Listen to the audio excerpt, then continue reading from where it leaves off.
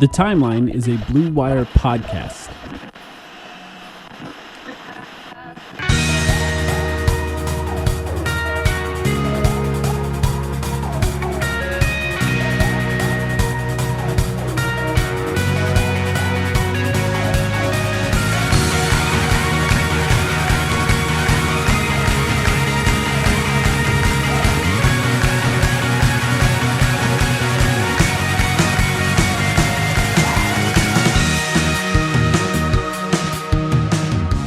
Welcome to the Timeline of Phoenix Suns podcast. My name is Mike, here with Sam. How you doing, Sam? Hello, I'm doing great. We are in June. Weather near me is great. I don't know how it is near you. It's a little rainy, actually, the last few days. That's very strange. It's been rainy here, too. It's not so strange. I saw a report that said that it was the first time it rained on June 1st in Phoenix since 1914. Jeez. Jeez. So there you go. The NBA Finals are set. Even more importantly, as exciting as that is, yeah, the Phoenix Suns coaching finals are set because there are two candidates. Yeah. Two candidates They're for really us to lining talk it about up. that we've already talked about. We have. Mm-hmm. So I don't know how much new you want to say about these two guys, but absolutely, they are very much lining it up for us. And Gambo telling us decision should come by the end of the week, which is going to be great. I would say right now, no guarantees, but maybe probably expect a second, main feed episode from us by the end of the week. We will be reacting on the day of that I will news, warn of you course, now, based on who it is. I am going out of town Wednesday night, so Brutal. Hopefully it happens tell me before that. Wednesday night. Yeah, sorry. So what we know, Shams Charania, first thing this morning. It needs to not happen while I'm out seeing the movie Friendship on Thursday night, because I am going to go see the Paul Rudd, Tim Robinson movie. So it'll probably break during then. So Shams Charania, first thing this morning, tweeted that the Phoenix Suns coaching search is down to two candidates. Very Shams Charania, by the way, to wait to report on this until the final two candidates and then break that before anyone else has a chance to. And those two candidates, interestingly, are both assistants with the Cleveland Cavaliers. That's Johnnie Bryant and Jordan Ott. Now, Johnnie Bryant, of course, we've talked about time and time again, has worked in the NBA a long time. And then Jordan Ott, of course, the only thing people can talk about with him, and rightfully so, understandably so at the very least, is that he worked at Michigan State on their coaching staff for a while after Matt Ishbia went there. Mm-hmm. But obviously Matt Ishbia has been involved with Michigan State since he left, obviously. After Brian Gregory as well, right? No overlap between the two of those guys as far as I remember. I believe so. Yeah, 2004, I think, is when Gregory left, and 2005. Okay. No overlap between those guys. Jordan Ott. Mm-hmm. Yeah. What are your first thoughts? Well, I mean, Mr. Ishbia is a predictable lad. It's my first thought. And, what was it we were saying when this field of candidates came out, that would you take Ott or would you take the field? Yeah. Back when there were like 12 candidates or 8 or 10 candidates who were known to us. And look, the Michigan State ties in particular, although we always point out that Josh Bartelstein is from not Michigan State, but he did go to the University of Michigan, so that's why there's a bunch of staff members that worked on the Pistons too. The state of Michigan, that's why we use the state of Michigan as the common denominator. Look, it's undeniable. It just is, and I'm sure some people are tired of the jokes, and I will try not to make too many of the jokes, but also they write themselves. It's not a joke. It's real. It's not even a joke. It's actually happening.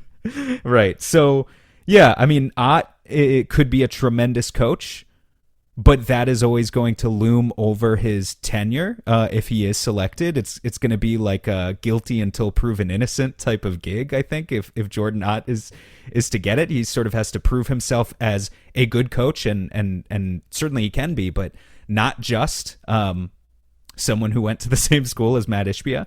And as for Johnnie Bryant, the other thing we joked about, I don't remember which of us it was. I think it was you who first suggested that, God, how bad would Matt Ishbia just want to pull one over on Dan Gilbert, the president or CEO or whatever of Rocket Mortgage.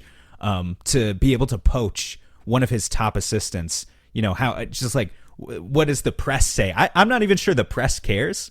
Like, No. arguably, we're the press in a weird way. You know, we don't care, and I don't think most Suns fans care. But, like, to Ishbia, I think it would matter deeply to him to be able to say that he took good talent away from Dan Gilbert. Because there is just undeniably, again, this personal rivalry between those two guys that goes back for years and years. So it doesn't feel coincidental. These feel like two good candidates. Mm-hmm. You know, I think they have legitimate resumes. I'll just say this, whereas I'm straight up disappointed in the hiring of Brian Gregory, and of course he can prove me wrong, but just flat out does not have the resume to be an NBA general manager. These are two guys who have the resume to be NBA head coaches. Doesn't mean they were necessarily the best candidates. We are not in that process, so we don't know.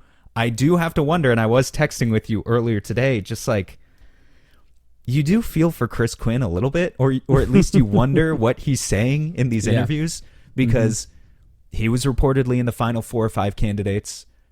He has ballooned up to 6, I believe. Yeah, if you include Fizdale, which I still don't know if we are. It's fascinating. Yeah, doesn't seem to be part of this. That's for sure. Chris Quinn has been doing 1 or 2 of these a year since like 2021, and he still can't get can't get a head coaching job. So one has to wonder, but I do feel for him on that front. And I did find myself wondering how he hadn't gotten a job already previously, and the fact that he's not even in this final interview. You do feel bad for him too.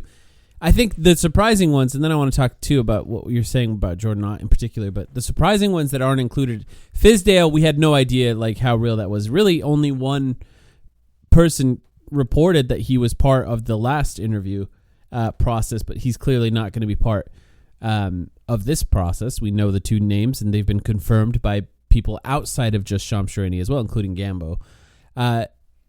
Sean Sweeney, I think, was kind of a surprising one too, in that there's just was a lot of chatter that he kind of fit what the Suns were looking for defensively. I was not sold on Sean Sweeney, so I'm kind of okay with that overall.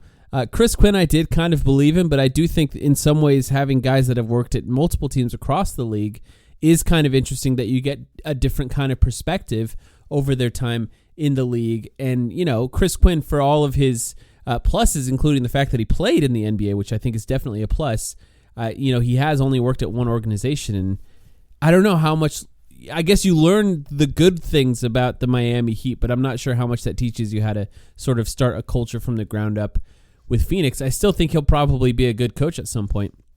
And then, of course, that's who we have left. You know, the other guys, Dave Bliss, Hetzel was already out. I'm not sure if anybody else stood out as like an obvious candidate that's not being interviewed. Mike Honori, if you mentioned him. I don't know. Yeah. I want to ask you a little bit more about the Cleveland connection with these two guys, right? Because the cynic in me says it's about Dan Gilbert. Okay, fine.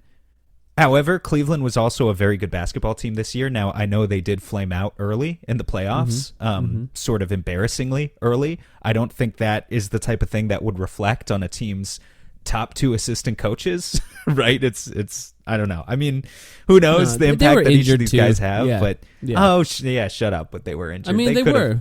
Yeah, they could have prevailed against who did they lose to? The Pacers? Yeah, they should have. Come on. And everyone could have, I guess. I mean, the Knicks aren't that good. Knicks fans don't want to hear it, but that's why they lost. Anyway, excited to talk to you about the finals. We'll get to that in 5 minutes. But about Cleveland, is there something more broadly speaking that we think the Suns are trying to replicate based on the Cleveland Cavaliers? Okay, and if so, can you identify what that is? Well, for one of the first things Brian Gregory talked about was 2 bigs, and they play with 2 bigs. They do. And they kind of play with 2 non-shooting bigs. Now, Mobley does shoot, but he's a non-shooting big. Like, he's not really a big that his goal is to shoot threes. Has made tremendous progress since he first came into the league, though. They wouldn't, an effective be where they are without that. An effective wide open shooter now is really all he is. He's not they're not gonna run plays for that, but if he's wide open, he can find ways. And he does like to drive off that, which is something that is good too. But that stood out to me and something that I was thinking about here. I mean, the other thing that I like about the Cavs that I think the Indiana Pacers, did even better than them now with where they are, but the pace that they play at, whether it be in like a full court where they're pushing after makes or pushing off misses, whatever it is, just pushing the ball, getting it over the half court. But the pace that they play in the half court as well was always crisp, always fast. The opposite of Bradley Beal, if you will, where when you're running around the screen, you're not half-assing it, you're running around that screen, right, to get to the ball. And that type of stuff, I think, matters a lot. It's not what they talked about. You know, they talked about grit. They talked about defense. Multiple bigs is something that Brian Gregory talked about. And I think there's some of that with the Cavs as well. Look, they were a good they were an incredible offensive team this year, but you don't win 60-plus games without also being a good defensive team. Yeah. What did they start, 17-0 or something? Yeah. Yeah, something like that. And I like the fact, too, that, they're an egalitarian offense, I guess you could call it. Just like Donovan Mitchell's the leading scorer. He averaged 24 points per game. But in like 32 minutes a game. That's a really good point, too, that they blew everyone out. But they had like 7 guys in double figures. They had games where Ty Jerome is going off for 20 points. Games where DeAndre Hunter post All-Star break is going off for 20 points, right? Yeah, so he was pretty high on the list of 6 Man of the Year candidates. It's kind of maybe going back a little bit to that, quick half-court touch. Yeah. Not in literal terms, but Monty Williams style, 0.5 offense, right? They do a little play bit that. more of those, a little bit more of those concepts, Yeah. which I think is a lot easier to implement when you generally have a younger team full of guys who just have more of that youthful energy and also maybe aren't saddled with $250 million contracts where they feel like they have nothing left to prove. Again, Bradley Beal, I'm looking at you. So, I think those are all positive things to take away from Cleveland. I know things didn't end the way they wanted, obviously, but I'm sure that's something in both of their respective interviews, Ott and Bryant, are stressing as successes. Also, and I think maybe this is a benefit to Ott even more than to Bryant, but to both of them, they seem to be very in on like player development. That's something that Atkinson's first run with the Nets before he was fired by Kevin Durant, that they were famous for their player development. Like they took guys who nobody expected them to be good, and they put together a pretty good team over time. By the way, some of those players are now on the Cleveland Cavaliers, including Jared Allen, who was on that run for the Brooklyn Nets during that time. Jordan Ott was there for that, right? He was there in Brooklyn under Kenny Atkinson, Jacques Vaughn, and Steve Nash, so he was there for the superstar part of that as well. And then, of course, coached with Darvin Ham, and then he's back with Kenny Atkinson in the Cleveland Cavaliers. And then you have Johnnie Bryant. Johnnie Bryant, I think, like, you hear more. First of all, Johnnie Bryant was a college basketball player, so he was like a high-level athlete in his own right when he was younger, and then moved into coaching at a young age, and, coached for a long time in the NBA. I think sort of the more interesting... The stops for him were the Jazz, 14-20, the Knicks, 20-24, and then this last season with the Cavs, right? These two guys both only the last season with the Cavs because that's when Kenny Atkinson got there. So when he put together his staff, he put together these guys. The time with the Jazz is interesting. First of all, Rudy Gobert was there. I don't know, relevant maybe for conversations that we're having about trades in the future. Donovan Mitchell was there. Donovan Mitchell had a really good relationship with Johnnie Bryant. The Knicks, he was there during, we've talked about this in the past, a very weird time for the Knicks as far as coaches. Yeah, and also very transitional. How many years was he there? Are you looking at his page? 2020 to 2024. I mean, 2020 to 2024 for the Knicks, like a ton happened in that era. Julius Randle came and he was awesome, and then he sucks. And also talks a lot about Johnnie Bryant and his relationship with Johnnie Bryant, just another player who does that. Julius Randle did. I hadn't seen that. He did. But he came to the Knicks and was awesome and kind of rejuvenated the franchise, and then he sucked again, and then he was the second banana next to an incoming Jalen Brunson, and he was good again. And so, yeah, I mean, that was an interesting period for the Knicks as well, for sure. And just working with those small guards, right? Jalen Brunson, Donovan Mitchell. That's something we stressed in the past with regard to Bryant's experience, and working on avenues to get those guys open and having them attack multiple different types of defenses, maybe overcoming some of the physical challenges of just being smaller guys. Devin Booker's not Jalen Brunson size, certainly, but we've talked about he's not one of these guys who can just physically overpower any NBA defender. there's kind of a certain extent to which he needs to beat you with his intelligence. And, I'm sure that's something that Bryant has a lot of experience with. Bryant, by the way, looking at his coaching stats, big 3-point shooter. I don't know how many midi Jimbos we have here. This is back in the mid 2000s. Yeah. Did you look at these stats already? Are you this crazy? Are you talking about when he played at Utah? Johnnie Bryant at Utah. Yeah, he holds the University of Utah's career 3-point percentage record. Yes, still 44%. 44% in his college career. Yeah. 6 attempts a game in like 2006. That's crazy. Yeah. That's awesome. He's an analytic king. I didn't even realize this. I didn't look it up until just now. He seems cool as hell, for being honest. Like, first of all, he's an athlete. He also, by the way, I mean, I did a lot of research today. I'm sure you did too. We've already talked about these guys a lot, but this is something, I'm not doing major research here. This is on Wikipedia, but he had a Bryant Sports Academy is what it was called. And during that time, before he was a coach in the NBA, he worked with Paul Millsap and Damian Lillard. So he's been working with NBA players even before he became a coach in the NBA. And then, of course, he was hired eventually by Quinn Snyder. Was Paul Millsap? He must have been on the Jazz at that time. So Paul Millsap probably helped him get because that was 2014, like an interesting time for the Jazz. Millsap was on the Jazz at some point. Was he still there in 2014? What a he weird. He must have been. Anyway, he that's probably how he ended up working. He had in the left. NBA. Millsap was on Budenholzer's Hawks by that point. But yes, Budenholzer was Budenholzer was drafted. Paul Millsap was drafted in 2006. Him and Johnnie Bryant are effectively the same age. That's probably how they know each other, right? I don't have the research. For all we know, it might have been an AAU thing or something, right? Yeah. or a college. I don't know thing. if Jordan Ott played at any high level, but I will say you mentioned, Budenholzer's Hawks at that time. Jordan Ott was a video coordinator on that team. Just kind of connecting it all here together because Jordan Ott. And I'll say this too, and I want to reiterate what you said. This is not like Brian Gregory. No, these guys have people been are a part laughing. of playoff teams. Yeah, other teams are laughing at the Suns for hiring Brian Gregory.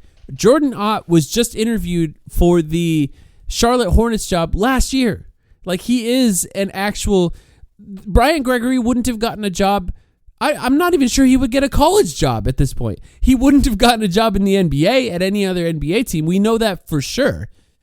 Jordan Ott is different. He was a video coordinator on the Atlanta Hawks 2013 to 2016. An assistant, we talked about it, the coaches he worked with in the Nets, Kenny Atkinson, Jacques Vaughn, Steve Nash. Darvin Ham, in his time with the Lakers, he was an assistant there, probably because he knew him when I believe he was with the Hawks as well, because he was Budenholzer's assistant as well, so he probably knew each other from that time. And then, of course, Kenny Atkinson. The Budenholzer coaching tree Say what you will about Mike Budenholzer, but the Budenholzer coaching tree is kind of looking interesting at this point. Yeah, I mean, Budenholzer, the only real downside of Budenholzer's career was the Suns. Like, he had a real bad time here, but he did a great job with the Hawks, and he won a championship with the Bucks. Like, it's hard to get too mad at him. Real quick, before we move on from this, I want to address something that I've just seen a couple of people bring up online, kind of like fans asking this question. Do you think there's any chance they try and bring in both? One as a head coach, the other as an associate head coach? I hate that idea. Can I just say that? I hate that idea. No, that's why I asked. I want your opinion. I hated when they did that with Vogel, and they kept, God, I can't even remember his name now, the coach that was here in the past that they kept on as the highest paid assistant coach. He's now the coach at BYU. Kevin Young. Yeah. Kevin Young, thank you. Whole lot of influence he had on your mind. I don't like the idea of a head coach not picking his own staff. I don't like the idea of a front office or an ownership group saying, here's who your assistant coaches are. Let them find their own guys. Let them find guys that won't in any way undermine their authority with this team, which I think definitely happened with Kevin Young. If it was true that players were asking for Kevin Young, which is the rumor at the time, and then he was hired as an assistant coach, that undermines the authority of Frank Vogel. And I think that had a negative impact on that team overall. It's a personal opinion. It's not a report here, right? But that's just what I think. I didn't like it at the time. I don't like the idea of doing it here.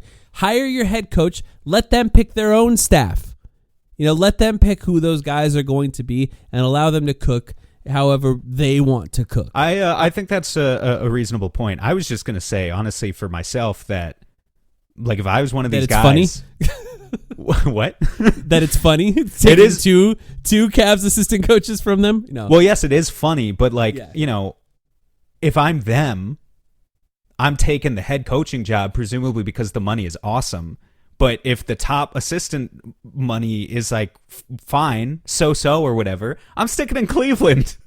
Let's be honest, guys. Yes, the Cavs are going to be 100%. like whoever doesn't get the head coaching job. The Cavs are going to be better than us next year. It's a better opportunity to get a head coaching job later, for sure. Yeah, I hope that's not the case. I hope we have a fantastic season next year. Maybe if they listen to us, Brian Gregory listens to us and starts implementing some of these trades we've been doing once per week for 12 weeks in a row, then maybe we'll get there. But in all likelihood, the Cavs. Not last week's trade, yeah. What was last week's trade that you did? I can't even remember. It was the full MSU trade. Oh, was yeah, the no, joke I hated trade, that. Yeah. It was a joke trade. I didn't like it. Do you prefer either of these guys? Yeah, Johnnie Bryant. Yeah. I'm sorry if it's. I mean, you're totally right that Ott previously interviewed for Charlotte. He is a legitimate candidate. I believe all that. It's just really hard to get the MSU thing out of my head. I'm sorry. It just is. I feel the same way. And I think I truthfully feel like I personally, and along with everyone else online, is being a little unfair to Ott in this case. Yeah, but it's also kind that. of unfair to him to get the job and then that follow him around. But it will happen. It just will happen. So yeah, and I don't blame the guy at all if he gets the job because again, this was the only opening this summer for an NBA head coaching vacancy. There were like 15 candidates. Dude, if you get a job, take the job. Like no one holds that against you, but there is going to be a lot of pressure to perform, and then in a way, you can only do this so much in a front-facing public capacity, but kind of distance yourself from Ishbia, right? Yeah. You have to develop your own image or vision for the future that is a little bit distinct from what Ishbia says it should be. So I think that's really challenging for a guy like Jordan Ott to come into a position like that. Yeah, I think Matty Tellem, by the way, was at the Nets during Jordan Ott's time there as well. If I'm not mistaken, I believe that's the case. I think you're right. Yeah, that overlap there is kind of interesting to me too. Not in a nefarious way. Just what in a about way Kevin Durant's overlap? Yeah, he was. Yeah, I mean, the one thing I'll say, there's a couple of things. And by the way, we'll shoot our finals conversation to the end of the pod after we talk to Tyler Rucker here, who's going to talk to us about the NBA draft in a little bit, because I want to talk a little bit more about this. But just part of the coaching search, one of the reports was that Devin Booker was involved with it. This was on Sham's article. The last 7 to 10 days is what he said, which I thought was kind of an interesting way of putting it. He didn't say Kevin Durant was involved, right? We didn't expect him to be, but he wasn't. It's not reported at the very least, but Devin Booker is involved in these interviews, in these conversations, and his opinion is part of the process here, which is what we expected, but it's been confirmed. Honestly, my initial thought was, I think KD, I think both parties have probably moved on in kind of a mutual way. That being said, we don't expect KD to have any sway over, their future dealings and whatever, and nor do we really expect him to work for a first-time head coach. It's just, it doesn't make a lot of sense. But in a second-hand capacity, KD could certainly talk to Book about Jordan Ott, and so I imagine that's that has to be too. Yeah, behind the scenes, that has to be a conversation that's gone down, and I wonder if it had any impact. That's interesting too. And then lastly, the last stage of this interview process is flying to meet Matt Ishbia in a very sort of dramatic, in Michigan, by the way, home court advantage for Jordan Ott, flying to his home state and being in a there. Remote, off-grid location in the Upper Peninsula of Michigan. And, so ultimately, obviously, it's going to be Matt Ishbia's final say and final decision here, and he's going to be the guy making the decision. So if you had to, put money on it, you'd probably put money on the Michigan State University guy, but that doesn't necessarily mean that's what's going to happen. And yes, we're going to be able to talk about it as soon as we are able to, whenever it does go down. So it should be interesting to find that out really soon. Do you have any other thoughts on the coaching search?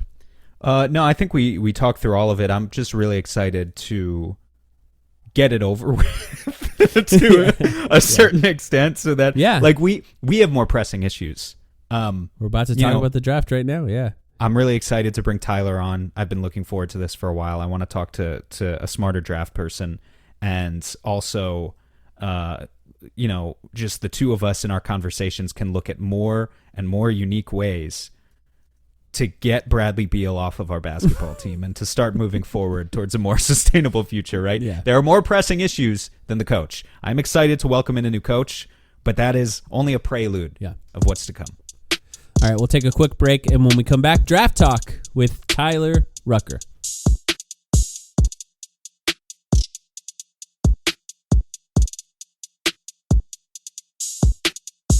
You're going to run out of coffee at some point, so you might as well order some now. Take out your phone, go to your computer, go to alchemyroaster.com. That's alchemyroaster.com, and buy some coffee now. Alchemy Roast is a Metro Phoenix-based coffee roaster that focuses on the transformational process of coffee from seed to cup. They're about more than just coffee. They're about passion, dedication, and community. They're a small batch roastery committed to sourcing the finest beans and mastering the art of the roast. And they do it ethically. That's right, ethical beans. You can get 10% off your coffee order now by using the promo code TIMELINE at alchemyroaster.com. That's TIMELINE at alchemyroaster.com in the promo code section of your checkout. Get some great coffee, support a local Phoenix business that makes excellent coffee, and support us on the podcast by using that promo code. That's alchemyroaster.com, promo code TIMELINE for the best coffee you can get.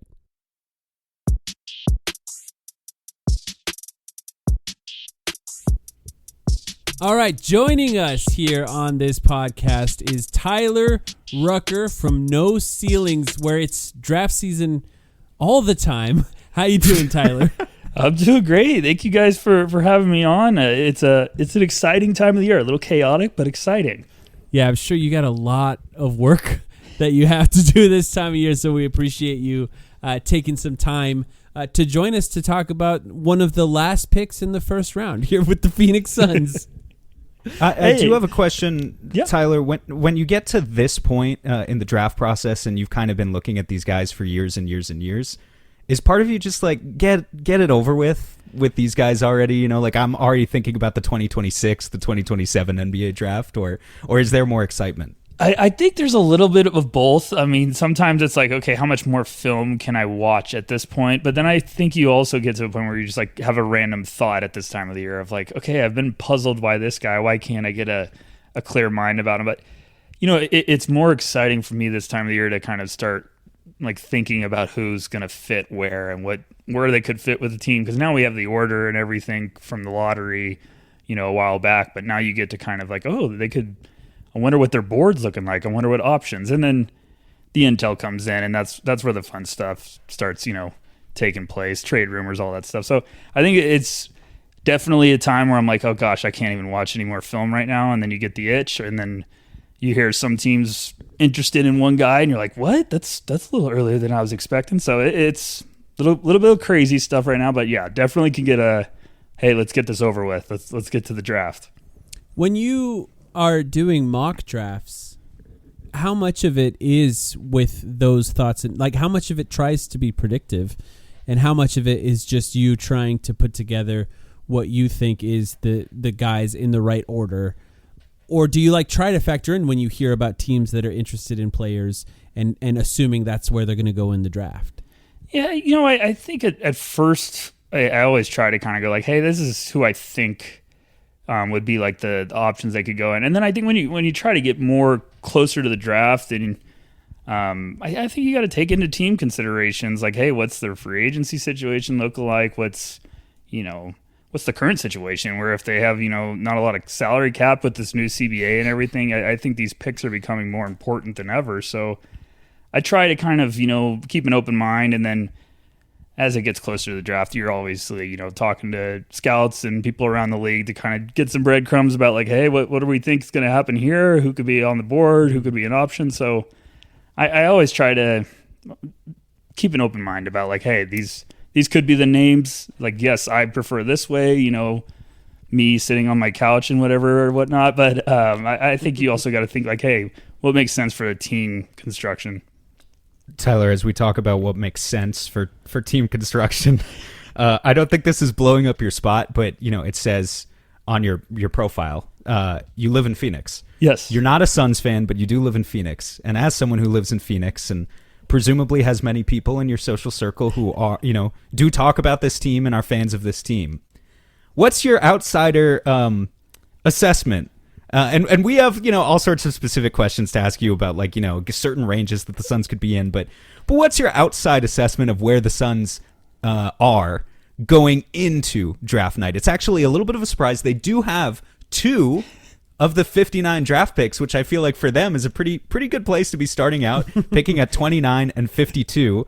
It's going to be difficult for them moving forward, and they have some assets that they can move off, and we could certainly talk about that. But yeah, as of where they are right now, what are you thinking the Suns' direction maybe should be heading into the offseason?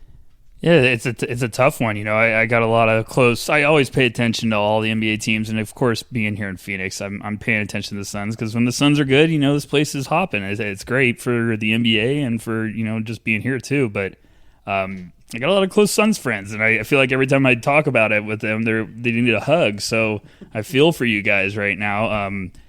Just from looking from the outside, I feel like they're in a tough spot. You got to try to figure out what direction you'd want to go. Obviously, there would be stuff going on behind the scenes, but I feel like they've got to make some moves. I would be trying to get some assets. You kind of swung for the fences with the KD trade. I get it. It's trading for Kevin Durant, but I think also seems like a good time to potentially get out, and maybe you get some assets, and they got to build through the draft. I know they're in a tough spot at 29. I think with this class, you could get shocked about who could be on the board still. And they don't need to hit a home run on 29. I think they need to just hit a couple singles, hit a double. Just get some guys you can build this team out. And I get these teams that always like to try to swing for the superstars and you're trading all these picks, but I'm a big believer hey, that catches up to you. And when it does, it can get ugly in a hurry. So I think you always got to try to find these guys that can just kind of keep pushing your team forward, keep moving your roster forward, because I think when you swing for too much firepower, then all of a sudden you look at it and you're like, gosh, we got no one on the bench now, and our 1 or 2 guys are hurt. So I think it's an important draft for the Suns. Hey, either try to make a trade before the draft, get some picks. Maybe they move KD. Maybe they can get up a little bit more. It's gonna be really interesting because I think they got to do something.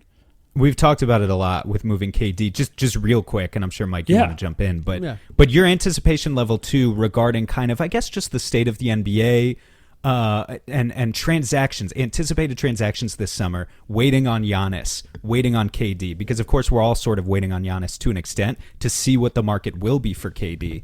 But we do anticipate that there will be a market, and that market can include the San Antonio Spurs, who have the 2nd and 14th pick. It could include the Houston Rockets, who own the Suns pick at number 10. It could include some are more far-fetched ideas than others, but we've tossed around the Sixers at number 3. So there's all sorts of possibilities there, but just your anticipation level for kind of big names that could potentially move on draft night around the NBA. I don't.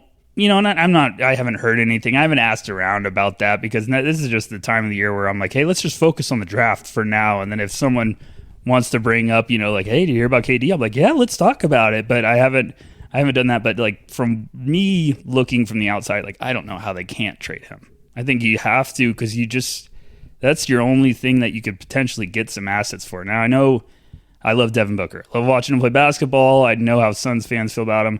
Be a really tough one for me if I was, running a team to trade someone like that. So I think it just seems like door number 1 and door number 2 would probably be KD on the move. And I think there's going to be plenty of teams interested because it's Kevin Durant still, and you're not getting what you got from KD years ago, but you still, if you get him as one of your options and you're starting 5, you got a dangerous player. So yeah, KD, I think everyone's looking at Giannis.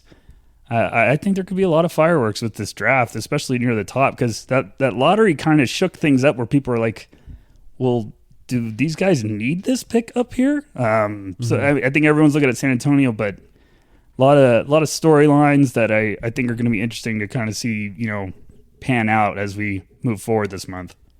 I will say that from everything we're hearing, it sounds like if a KD trade can be done before the draft, that is what the Suns prefer. So it sounds like they might have some sort of vested interest in moving up. And before we talk about the picks that are more realistic to them, including the one they actually have, how would you characterize the top of this draft? Now, obviously, Cooper Flagg, and you can talk about how surefire of a thing he is, but even just sort of the depth of potential stars/superstars at the top of the draft, how are you feeling about the guys that are there? I've looked at what you have on your site. Obviously, Cooper Flagg, Dylan Harper is up there, Edgecombe, Ace Bailey. Like, how good do you think these guys are? How is the potential for the top of this draft? Yeah, I think it's really good.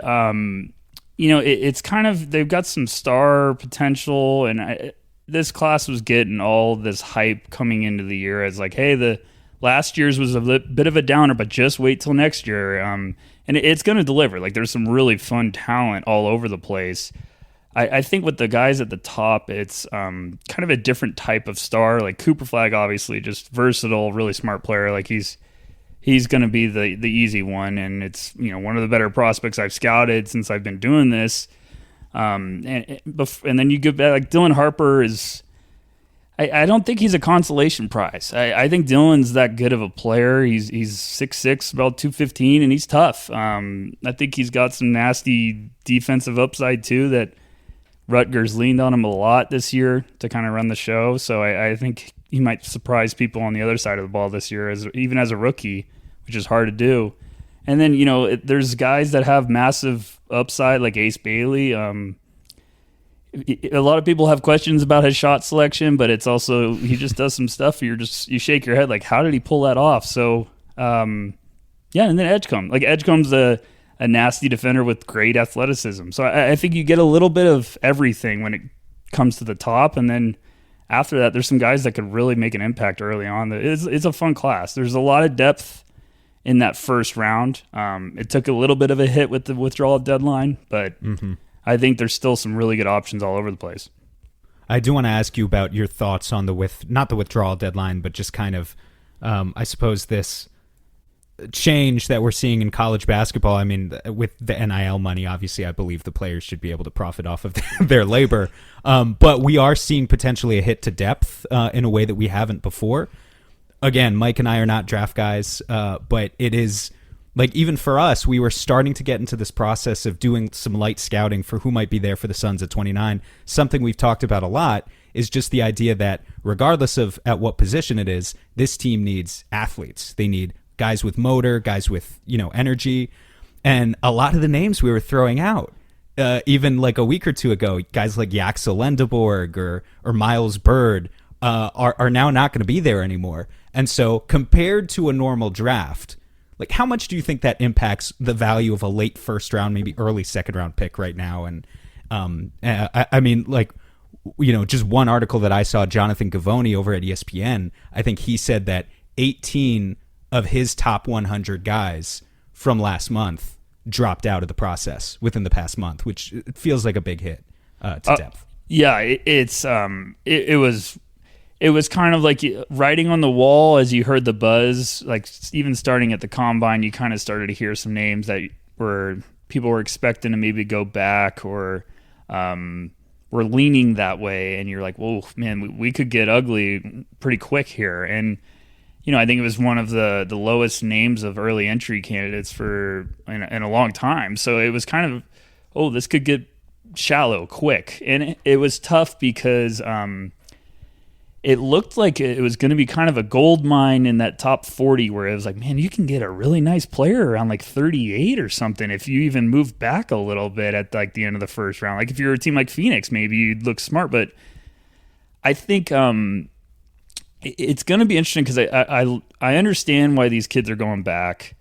It makes all the sense in the world. If you're like, hey, I'm not getting a guaranteed contract, why wouldn't I just go back to school and make way more money and try to get better at my game and prepare myself for the next level? Makes complete sense to me, but it's just one of those. I think as draft, guys, we're at No Ceilings, we're kind of waiting for that year where it's like, okay, now we're getting the gauntlet second round where it's like, oh gosh, we might get a sixth or seventh guy in the second round at the 40th pick. So I don't know. It's a little tough this year because I had a bunch of guys that were kind of end of my first round on my big board to early second round. And we got a big board coming out this week, but I was updating mine because we submit all of our individual rankings and then kind of make an average. I was updating mine the other night, and I was like, "Oh gosh, I'm deleting a lot of names up here." So it's a little tough. Who was the biggest? Just curious if you can remember, like the toughest hit for you, the guy who was highest up there that you had to delete.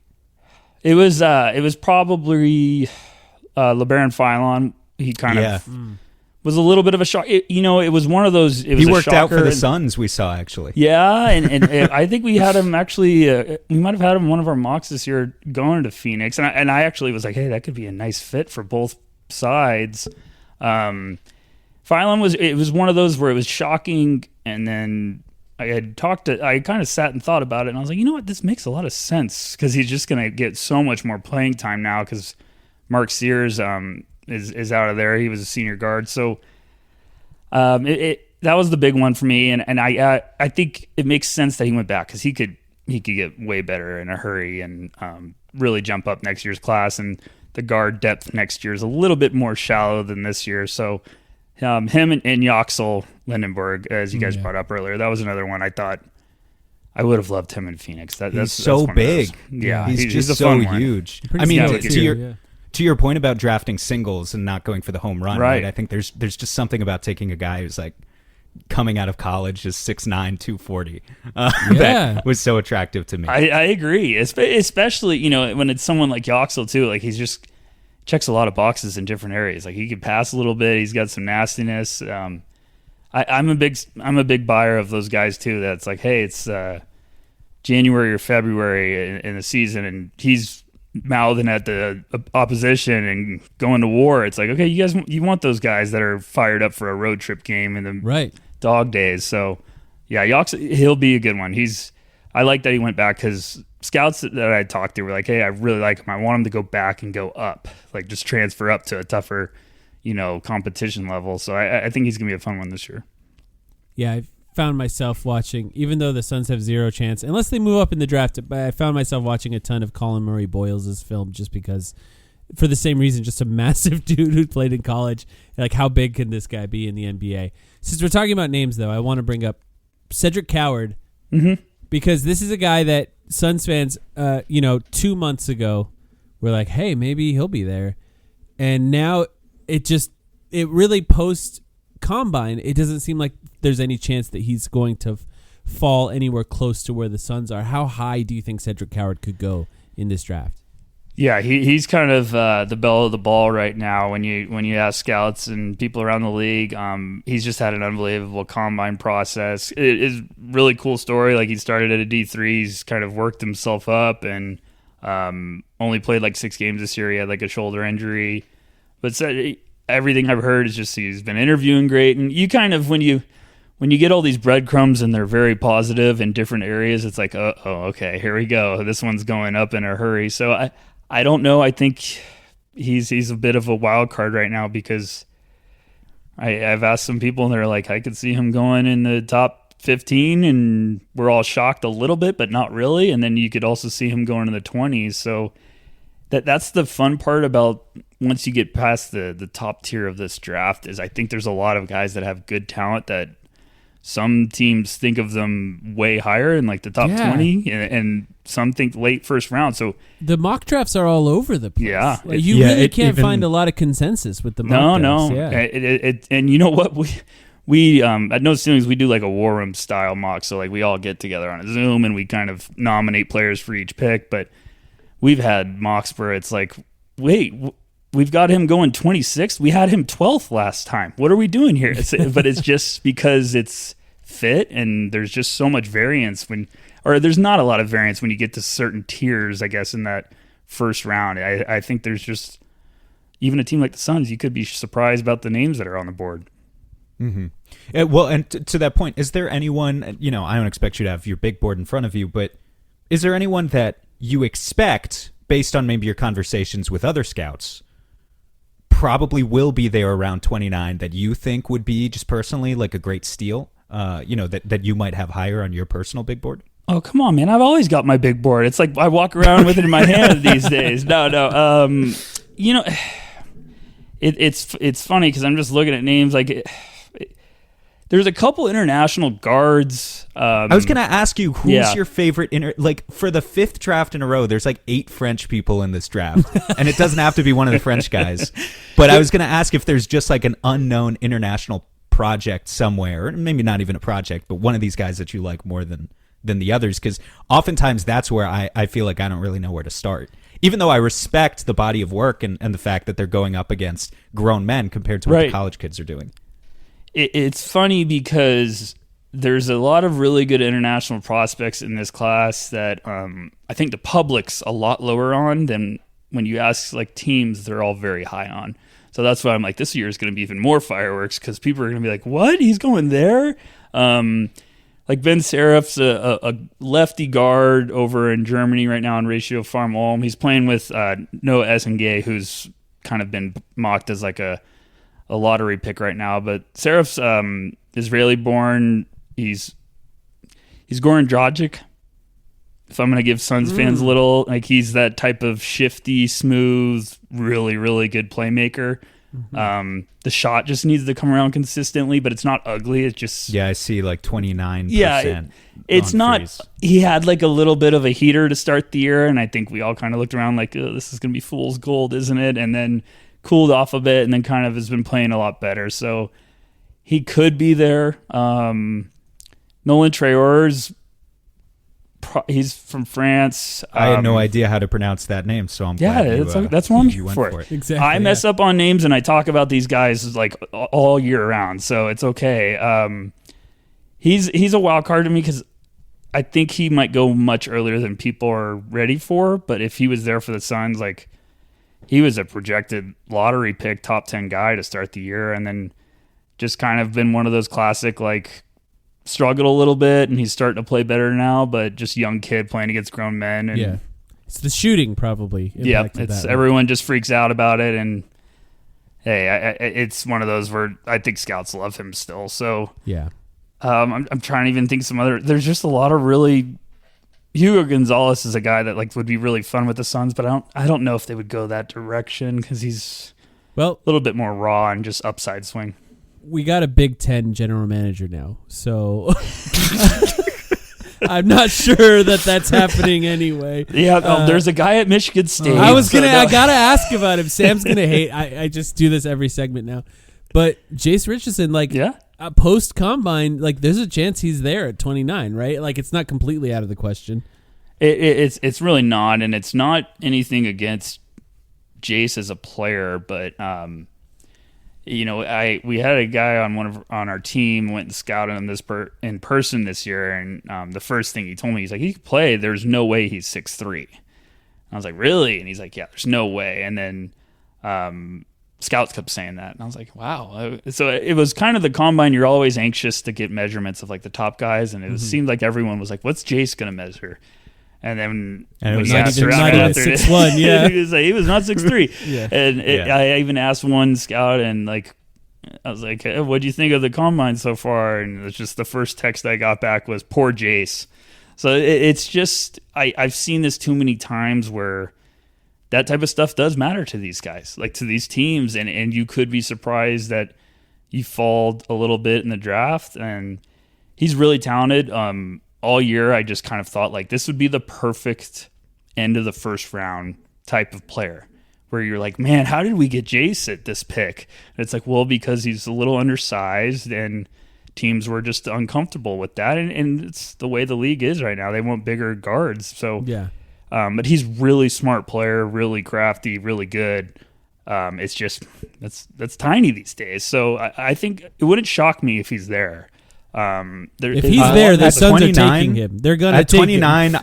Look, and I've said to Mike in the past, at 29, I would 100% believe he's the best available player. Oh, yeah. It's just hard because the Suns need size at every position so badly right now. And I know you say draft best player available, but they really need talent size. at every position too. That's the problem. Yeah, you're right. Yeah. You're right. I want to ask you about some of these bigs who you anticipate maybe being at the back end of the first round. I'm always intrigued by I think Devin Booker really likes playing with bigs. Not that he hasn't gotten to in the past couple of years. Bigs who can shoot, bigs who are skilled a little bit. Like Aaron Baines. Sorry.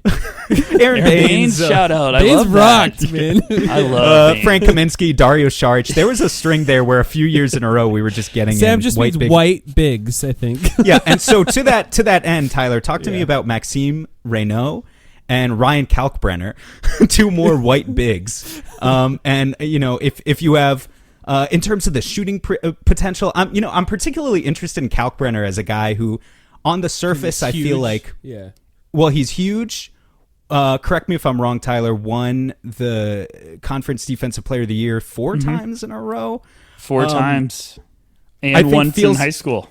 Feels like on the surface a very high floor, low ceiling type of player, but he also made some threes this year. And compared to Reynaud, who made a lot of threes this year, I just wonder if there's anything, he's only scratching the surface there in terms of his spacing potential, or just in general, how you feel about those guys, and maybe some other centers, if you have anyone in particular that you like in that kind of 30-ish range for bigs.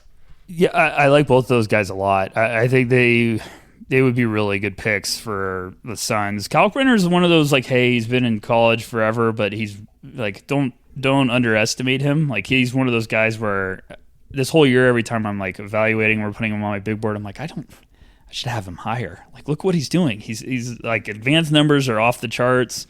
Just a smart player. Yeah, he's been defensive player of the year 4 times, and then I think he won defensive player senior year in high school. So he's really talented. He's gigantic. He measured great, and he's just a monster down there. He is starting to shoot it a little bit.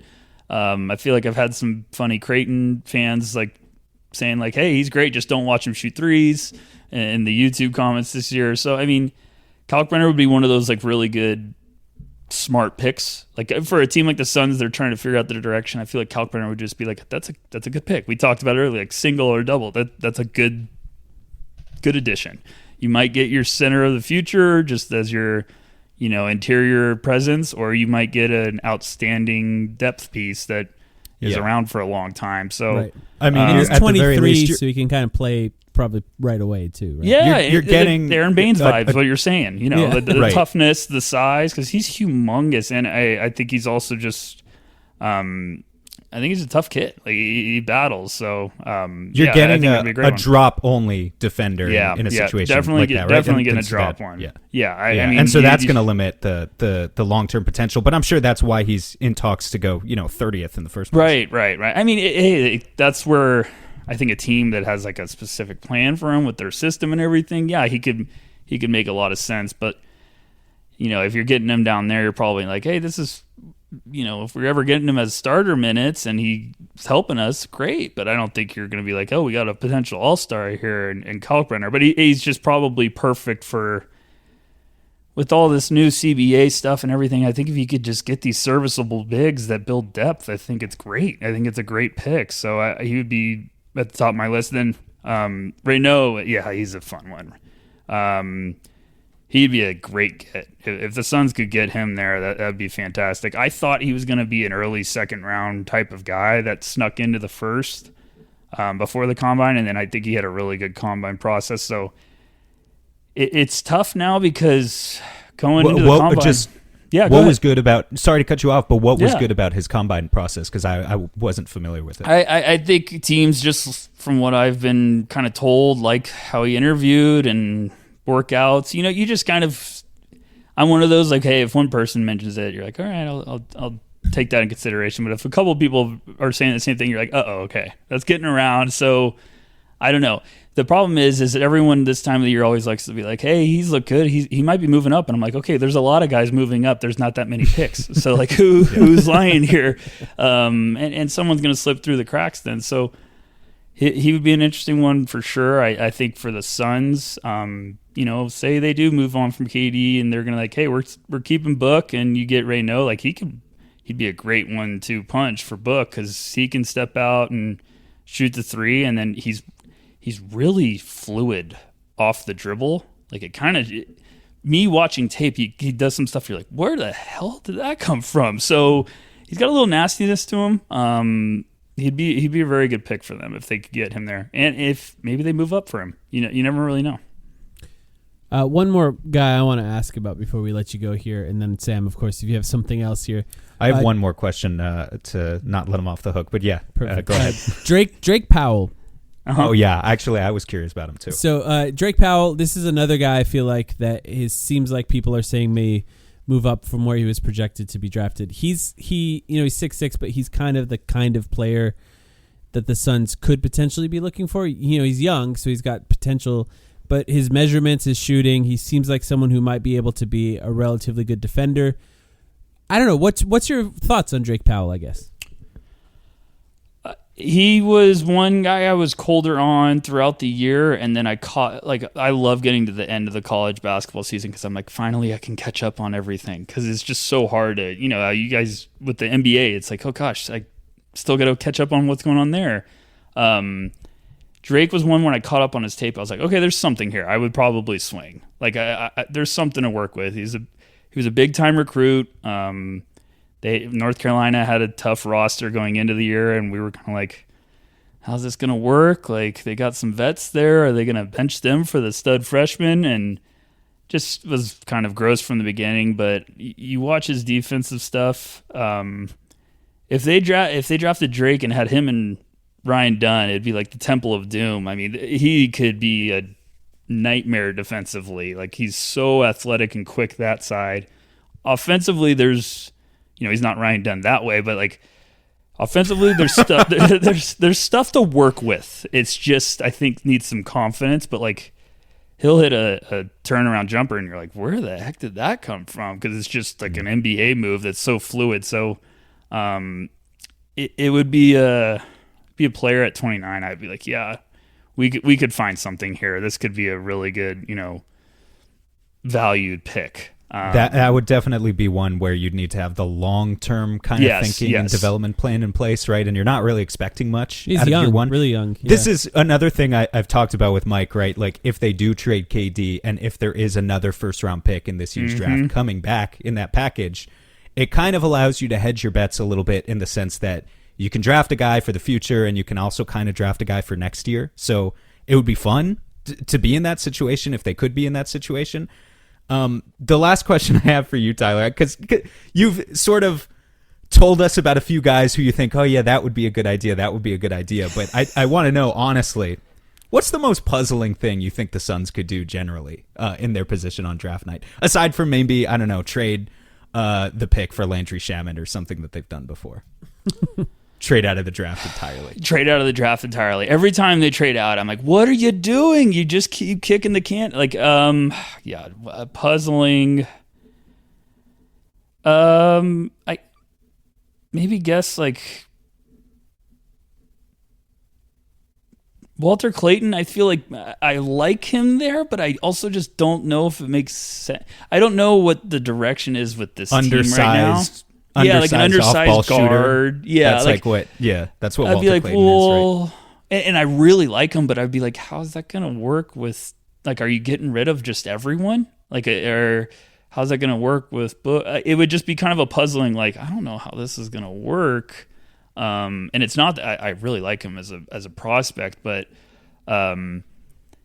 it's just funny because with the Suns team, I just feel like they just need you just need to find guys to build with. I feel like they need to. you need talent. You just need talent now. Like, just get talent and figure it out later. Like, it's one of those, like, I don't know. I just see I want them to stay at 29 or go up and get a guy.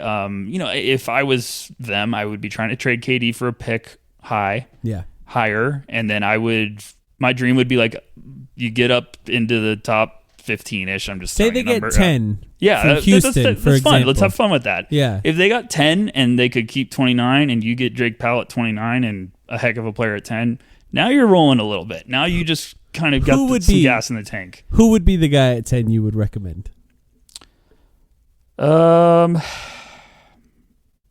You know I'm going to talk about Colin Murray Boyles. I'm not even saying we have to draft him, but that's just the guy. You could take Coward. He's also we already really talked young, about him, right? You That could wouldn't go be for like someone a like crazy that. reach. There's going to be a spot in that first round, like in that lottery. There's a run of like there's going to be point guards like crazy on the board. That there's going to be a lot of teams that don't need them. So I feel like teams are going to be ringing the dinner bell of like, hey, if you want one, come up and get one. So I feel like one could slip a little bit. Murray Boyles could be there for sure. He's a prospect that's got a wide range. You talk to some scouts who are just like head over heels about him, and you talk to some, they're like, man, I don't know. It's just fit dependent. But if you're a team like the Suns where you're just like, hey, we're kind of retooling. Let's just get this dude that plays great defense, and like I get it. He's got some toughness. That's if you are. I don't even like saying blowing it up, but if you're just kind of like, hey, we're shifting in a new direction here. I would want to get a tough guy that's going to play his butt off. Yeah, retooling. That's what we've been saying. Retooling. Yeah. I'm just curious. I know I said last question, but of course I have another question. Come on. This is fine. Would you rather have? I mean, so if we're talking about KD, look, in a dream scenario, I'd love to have the number 2 pick. It's not going to happen. I think we could talk about number 14 and maybe Vassell, maybe Castle, even who knows. But I'm just curious, if you're the Spurs, would you rather have Dylan Harper or Giannis? If that was on the table. I mean, I will always say Giannis. Right? Yeah. But my problem is then, like, it's always Giannis. I grew up a Celtics fan, so I still watch the Celtics and, like, talk to my old man who's, like, diehard. And every time I'm watching the playoffs over the years and I've played against the Celtics are playing against Giannis, I'm, like, hiding in a corner. So I know how good he is. And it's still, you're getting one of the best players in the league. But then you get that contract in there, and I think Dylan's great. I would, if I was a team that got the second pick, I would have been like, we're taking Dylan Harper. It's pretty easy. Like I think it's a 2-horse race in this draft, and then I think it gets into a conversation. So, do you think Dylan Harper makes Castle expendable for them? Like, or is there a world where those guys make sense together? Because from the Suns, if we're making fake trades for the Spurs, of course, we want Castle back if they're not going to give the second. Pick. I would want Castle, but I would probably think they're thinking maybe about moving Fox. Interesting, really? I don't know. Well, I mean, he's coming up for a contract extension, so I think you would probably be like, hey, we're saving some money now, and I think Fox is a heck of a player, but it's. If you buy into Harper and you have Castle, you got 2 nasty, like 6'6" guys with playmaking ability that, yes, the shots need to come around and all of that, but those are 2 fantastic talents. So I don't know. I've got one more silly suggestion. KD to the Sixers for Paul George in the 3rd pick. Who says no? In your unbiased outsider opinion. When you said Philly early with KD trades, I was scared you guys were going to throw that. And the moment you said that out loud, I was like, they're doing some Paul George trade, aren't they? We're doing it. We're doing it. Who says no? It's maybe, other than Bradley Beal, the worst contract in the NBA. But it would certainly give you, I don't know, the chance at jump-starting a new era with an additional star to pair Booker with, right? It's the 3rd pick. I don't know. I mean, if I, that's the fun part there is like, hey, if you're going to trade KD, why wouldn't you just go try to also like double, hedge your bets, I guess, and be like, we'll take Paul George's contract and throw in 3 while you're at it. I don't know. I don't know who says no.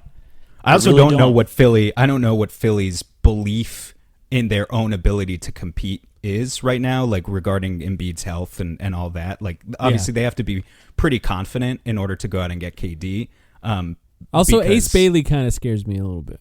He scares me. Yeah, that would not be the guy. He scares everyone right now. It's fun. It's boomer bust, right? It's so funny. Yeah. It's just one of those like, hey, if you if you buy into your, it's one of the, I think it's the classic, like, hey, do we got a good locker room? Do we got a good, and it's not like he's a bad kid or anything. I just think you got to get him to buy into like the long-term approach. And Ace is, it's funny though, because Ace is just clearly, the scouts too are like, man, I don't know.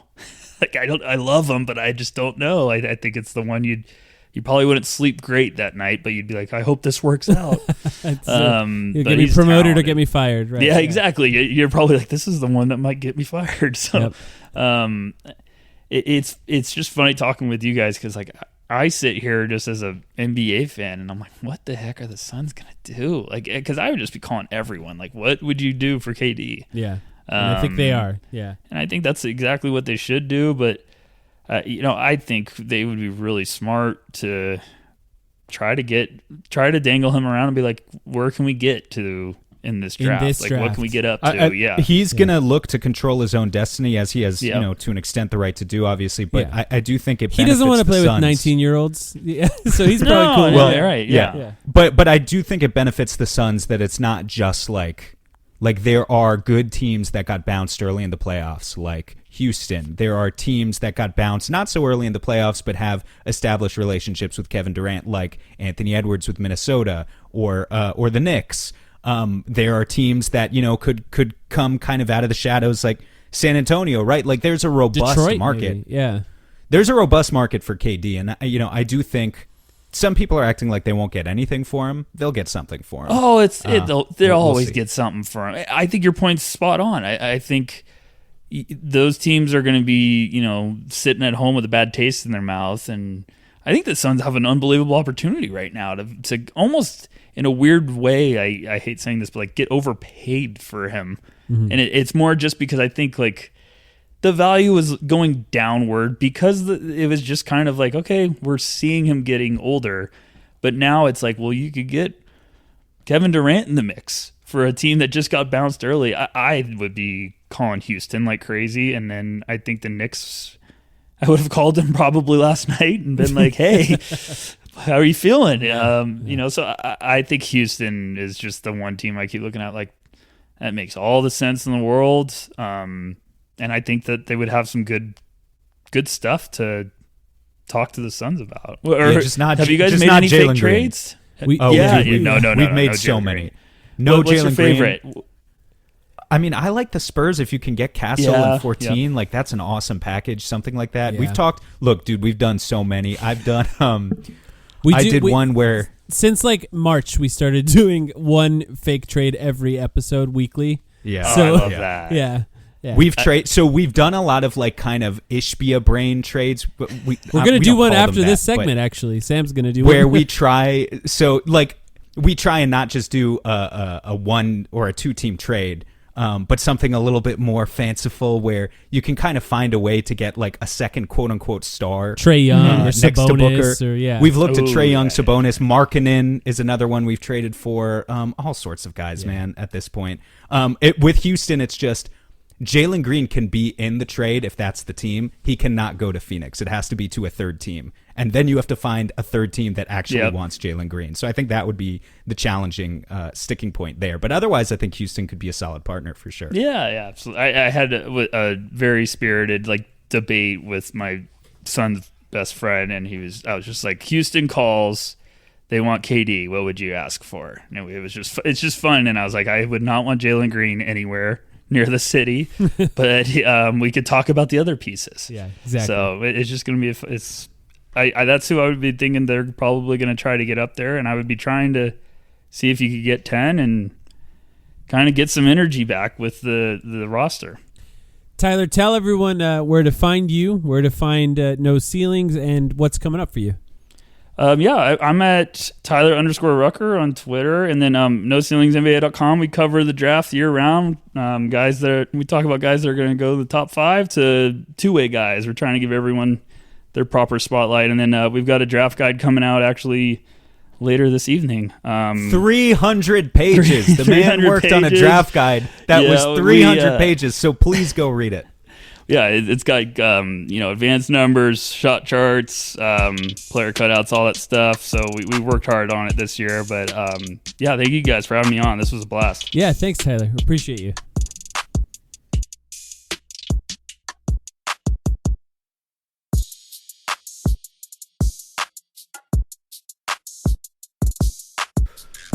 All right, shout out to Tyler Rucker for talking to us about the NBA draft. You know we need the help from people like him, so we appreciate the guys who do the work and put the work into it. But Sam, it's your week. I wasn't going to let you off the hook just because we had a guest. You have to do a trade this week. For those who haven't been listening every week, we do a fake trade at the end of every podcast. Each of us trade off doing a fake trade. They've got some of them more realistic than others, some of them sillier than others. But, in general, we don't really share any information with each other beforehand. So it's your week. Take the wheel. Let me know what you're doing. I got a whole 2-part orchestrated thing here. So I wouldn't call this realistic exactly, but in the sense that it has a lot of moving parts. But I tried. Okay, I tried to make the Suns better for next year in a way that's I don't know, I guess you'd call it a 2-timeline approach and doesn't rely on just bringing in a star. We've done the Trae Young thing. We've done the Sabonis thing. I did a Lowry Markkanen trade. Bill Simmons is doing Karl Anthony Towns trades that can't happen. We've done it. We've done the big names. There is a way to do that trade, but yeah. I know. I won't. Not maybe the I'll way save that he that for said. next week. Yeah. Okay, you can. This week, I do have some stars moving around, some big names.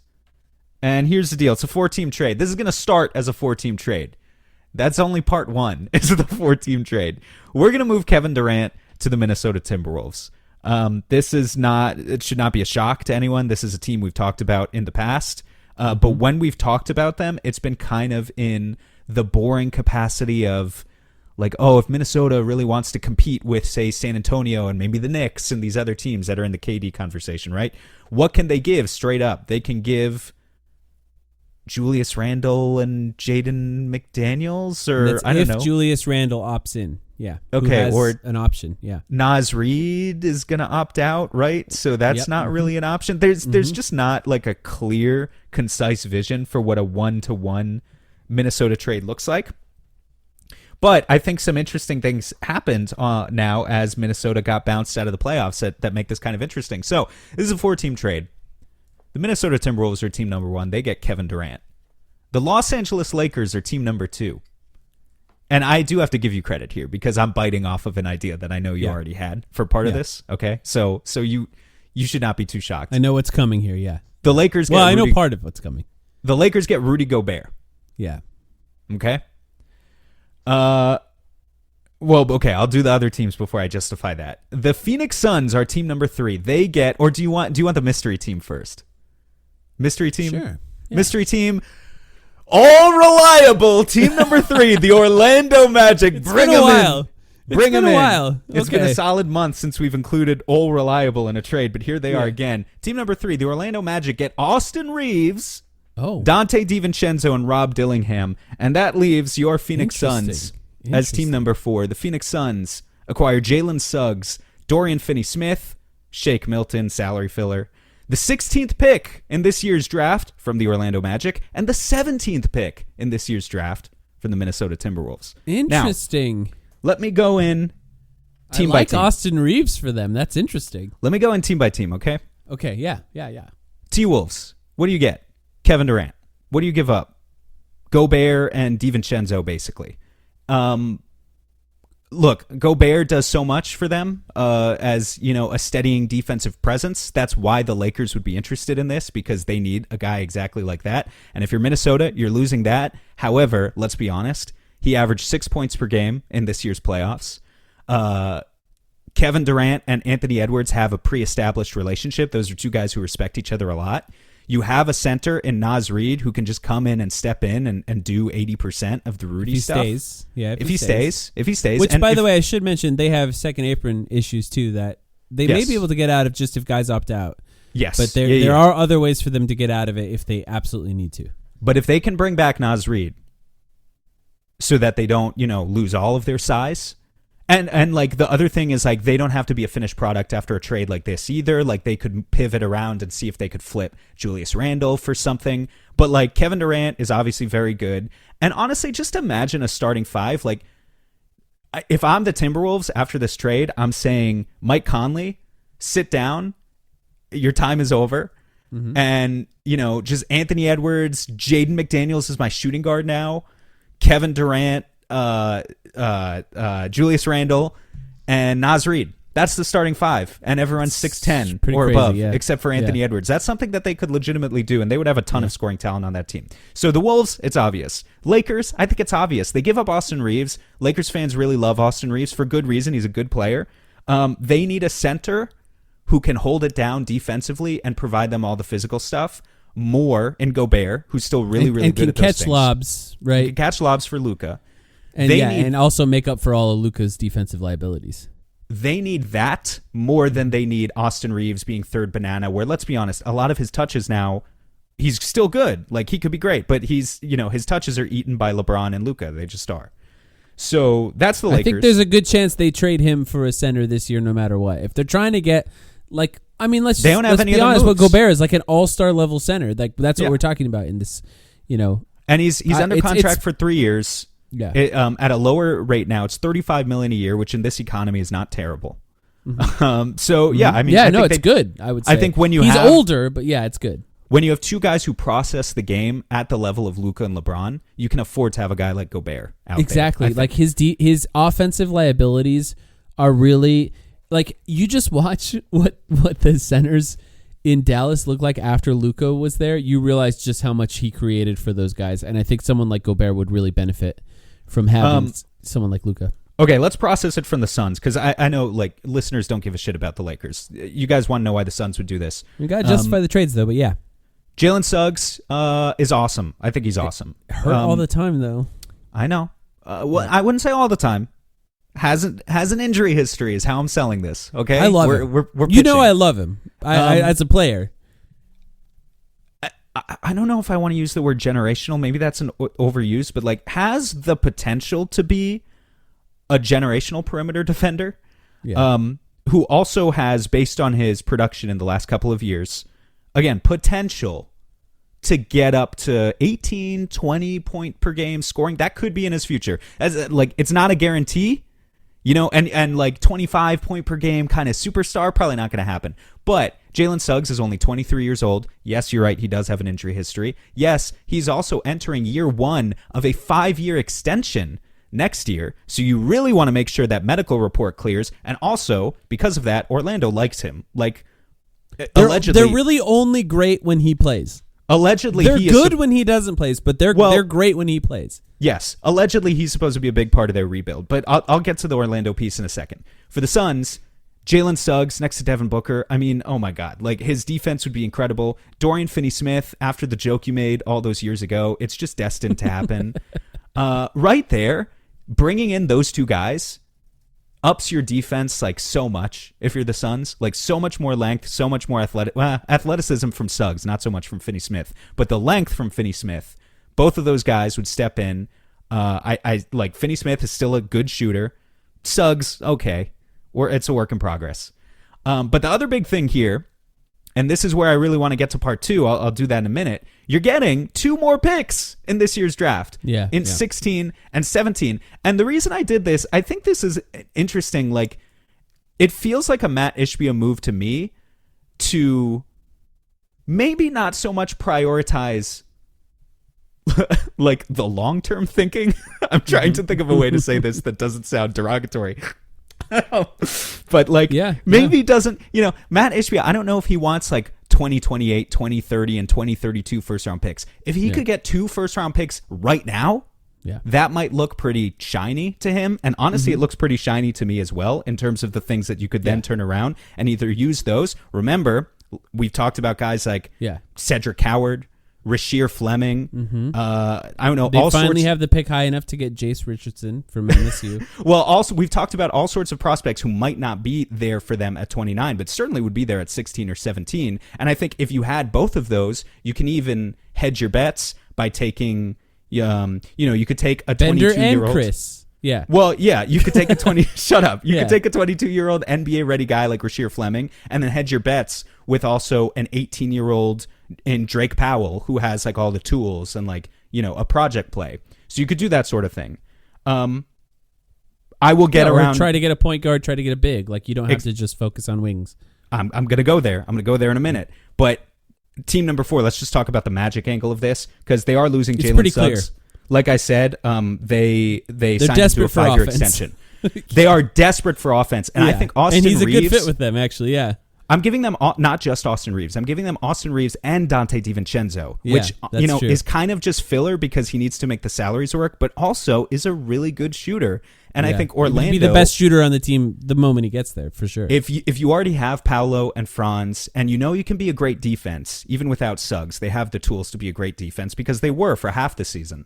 If you plug Reeves and DiVincenzo as shooters and Reeves in particular as a playmaker and kind of a 3-level scorer at this point into that offense, I think it could really take them to the next level. I think it would be a compelling offer for Orlando, to be honest. It's definitely interesting, yeah. So that's trade number 1. Is it realistic? 4-team trades are probably never that realistic, but I think it's a decent return. It's pretty justifiable for every team involved. Here we go to part 2. And also, if the Suns are desperate to do that identity thing that they're talking about, Jalen Suggs personifies that.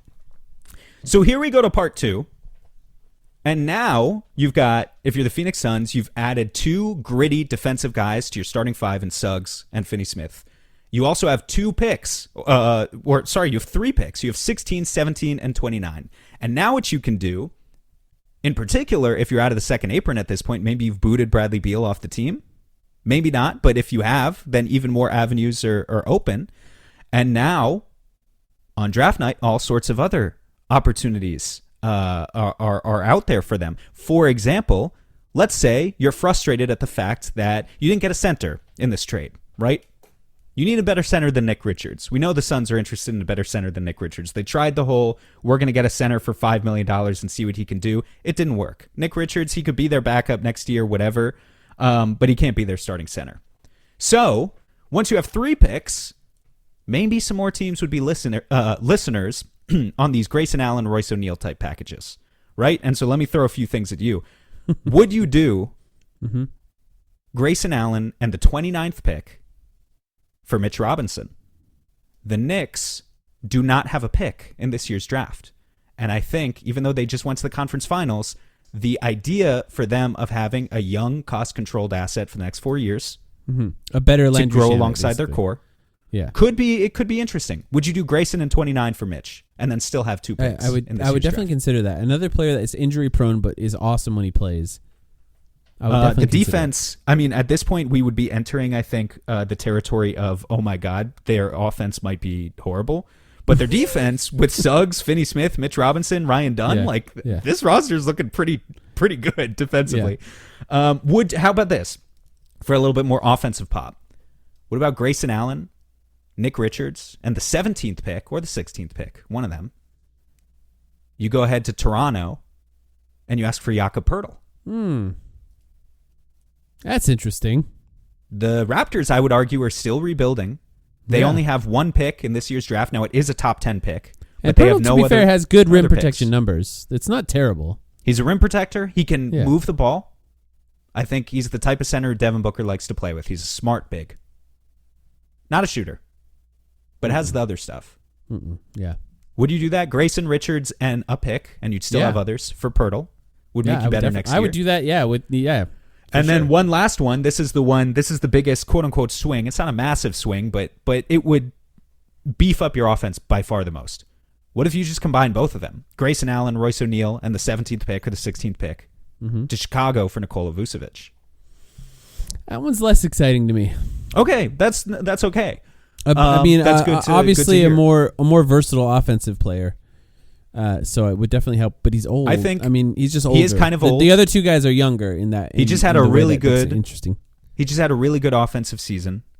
Yeah, shot and over 40% shot crazy from 3-point range. Look, I'm just saying. I think if the probability of all of these successive events happening obviously is practically impossible. But going into next season with now you have a starting 5, you've got Book and Vucevic as a pick and pop pairing. Yeah. You've got Suggs next to Book in the backcourt. You've got Dorian Finney-Smith and Ryan Dunn on the wings. You've also brought in multiple first-round picks as prospects for your future. You still have Oso. You still have Nick Richards in this scenario, and minimum contracts. Yeah. I think that's a pretty good team with a pretty good balance of offense and defense. Could you do better? Sure. I would challenge you to go ahead and try. But I'm just trying to think of ways to give them a present and a future. Has sort of been the common theme with a lot of my trades. And I would just go back. I would go back to trade number 1. Because you could just go to LA, right, and say, give us Austin Reeves. And I think absolutely, and I honestly think that I know it was my idea, but I honestly think we're cooking with the concept of a trade being Gobert to the Lakers and stuff, fill in the blank. Like wherever that goes, whether it be Suns or somewhere else. I actually think that's kind of an interesting version Reeves, of a trade. I mean, if it went straight to the Suns, I'll just tell you right now, then you're probably talking about Reeves and if it's a 3-team trade. Maybe? Yeah. Exactly. Hachimura's the guy you have to take, and I'm not really into Hachimura. If you can get but two I totally picks, get it. But I don't think they would. I don't know. The thing about Reeves, like ultimately I decided to give the Magic Reeves as a gift because I just care about their well-being so much. No, I did it because Reeves is 27. They have picks. Reeves is 27 and Suggs is 23. That was really my rationale. And I think we've Suggs talked has about a how do we ceiling. find who that future Drew Holiday is, right? That's something we've talked about. And that was Suggs was the guy that I thought of in that conversation.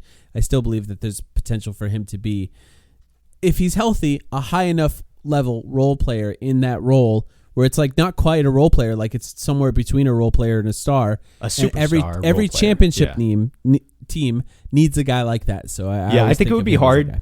On the one hand, it'd be hard to get them to part with Suggs. On the other hand, like they can't just keep signing. All three of those guys can't play together. I swear to God, They can't in the playoffs at least. They can't keep signing KCPs every summer as a Band-Aid solution and saying, okay, our offense will be better now. It's just not going to be enough. They need to bring in more.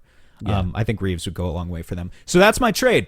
Those are my Good multiple work. trades of the That's week. really good work. I think you came up with something really creative, and there's a lot of interesting stuff to think about and picture, which ultimately is the sort of goal of this exercise more than anything else. We've traded with so many teams that this is the first time we've involved the Lakers in a trade. That's for sure. So that's new. Gobert would make them good. I'm I'm a Lakers hater, but that's a really solid trio, and I'm a Gobert hater too. But he would make them good. That's why he's not coming back here, because you can easily make a trade where he comes back here. That's true. And neither of us have done that for a reason. It's easy to not like him. All right, I think we'll just save. I mean, ultimately with the finals, like we're both leaning that OKC is going to win this maybe even potentially kind of quickly, right? Yeah, I think we're both rooting for Indiana though. Yes, I definitely am. I just, the more I think about the matchups, the more I think if Indiana pulls it out, it'll be like one of the more miraculous finals ever, which to be fair, the last most miraculous finals ever was a Rick Carlisle coached team in the Dallas Mavericks, so maybe it will happen. I don't know. But like it does feel like a long shot for them. I do think that the games could get boring, but I am looking forward to watching, and I really hope that we get some close games out of this because these two teams are kind of fun when the games are close. So that's really my only final thought. Do you have anything? Just don't look at the ratings. Enjoy the series. Yeah, who cares? Yeah. I just don't care. Just enjoy the basketball, and don't let any big market like analysts or fans try and talk it down to you. Yeah, that would be the only other thing I say. Let's have fun. Thanks everyone for listening. Big shout out to Tyler Rucker for joining us. Make sure to follow him and read everything that they're putting out at No Ceilings. We appreciate him for coming on. If you'd like to be a Patreon member for us, patreon.com/thetimeline. Join us now. Join our Discord. It's a fun place to be, especially if you're not enjoying the rest of the internet as far as sports talk lately. It's a good place to have some conversations about the Suns. And you can do that at patreon.com/thetimeline. We appreciate you all. We'll be back as soon as we get a coach.